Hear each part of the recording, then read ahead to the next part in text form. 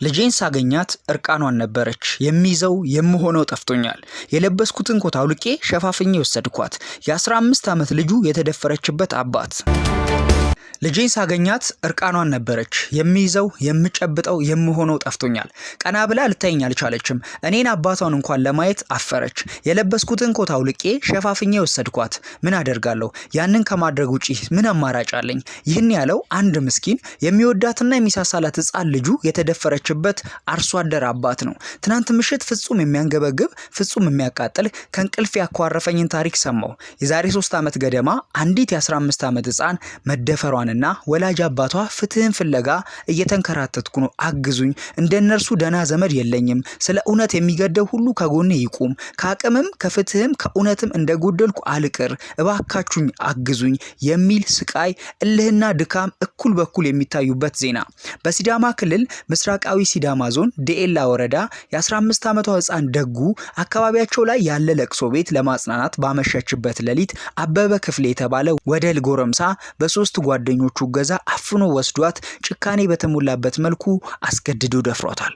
ፍርድ ቤት የደፋሪው ተባባሪ የነበሩትን 3 ሰዎች የ6 ዓመት እስር ፈርዶባቸው የነበረ ቢሆንም ከ2 ዓመት እስር በኋላ በአመክሮ ተለቀዋል። ዋናው ወንጀለኛና በህፃኗ ላይ ጥቃት ያደረሰው አበበ ክፍሌ የተባለው ሰው ግን እስከዛሬ ድረስ አልተያዘም፣ ለፍርድ አልቀረበም። የልጅቱን አባት ህመም ያባሰውም ይህ ነበር።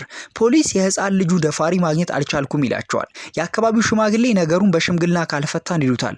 ፖሊስ ማግኘት አልቻልኩም ተሰውሮብኛል ያለውን ወንጀለኛ ሽማግሌዎቹ ከየት አመጡት? የአባትየው ጥያቄ ይሄ ነው። ልጄ ከ1ኛ እስከ 8ኛ ክፍል ድረስ በደረጃ የምትወጣ ብዙ ህልም የነበራት ከወረቀቷ ጋር ስትላፋ የምታድር አንብባ በቃኝ የማትል ጎበዝ ነበረች የሚለው ወላጅ አባት አርሶ አደር ዳንሳሞ እውነት ከአካባቢ አጎደለኝ፣ ሽማግሌዎችን የማያከብር ሰው አስባለኝ፣ ያለ ቦታዬ አዋለኝ፣ ጽዩፉ ሰውም አደረገኝ፣ ከቤተሰቤ ጋር ለዘመናት የምመላለስበት ቤተክርስቲያንም ሽማግሌዎቹን የማትሰማ ሰው ነህ እንዳትደርስ አለኝ፣ ከእድርም አገለሉኝ፣ ማህበራዊ ቤቴም ተቃወሰ፣ ቤተሰቤ ደሴት ላይ የሚኖሩ ሆኖብኝ ተገለሉብኝ፣ የልጄን ደፋሪ በሽምግልና ነፃ ካላወጣው በሚል ምክንያት በህግ መጠየቅ ያለበትን ወንጀለኛ ነፃ ሰው አድርገው ተብዬ በምን መልኩ ነው ይህ እውነት የሚዳኘው? እሺ ብልስ ልጄ ምን ትለኛለች? ከመሬቴ ውጪ ያልሸጥኩት ምን አለ? ያለኝን ሀብት ሁሉ አሟጥጬ የተመላለስኩበት ጉዳይ ነው። በኮቴ ደማን ጠራርጌ ሸፋፍኜ ስወስዳት ቢያዩኝ እንዲህ ይሉኝ ነበር። ሁሉም ተባበሩብኝ። የሽምግልና ወጉም ጠፋብኝ። አሁንም እሰጋለሁ። የደጌ ታናሽ 12 ዓመቷ ነው። ይህን አደረክ ብለው በእሷ እንዳይበቀሉኝ ይፈራሉ። መንገድ ላይ ሲያዩኝ ይሳለቁብኛል። የቁራ ጩኸተኛ ይሉኛል። እኔ አርሶ አደር ነኝ፣ እነርሱ ሀብታም ሹማምንት ያላቸው ናቸው። ደጉን ማገገሚያ ቆይቼ ባመጣኋት በጥቂት ጊዜ ውስጥ ደግመው ሊጠልፉብኝ ነበር። የኔ ደጉ አሁን ያለችው ሐዋሳ እንደርሷ ጥቃት የደረሰባቸው ልጆችን ሰብስቦ በሚያኖር ድርጅት ውስጥ ነው። ከኛ ጋር መሆን ይናፍቃት ይሆናል።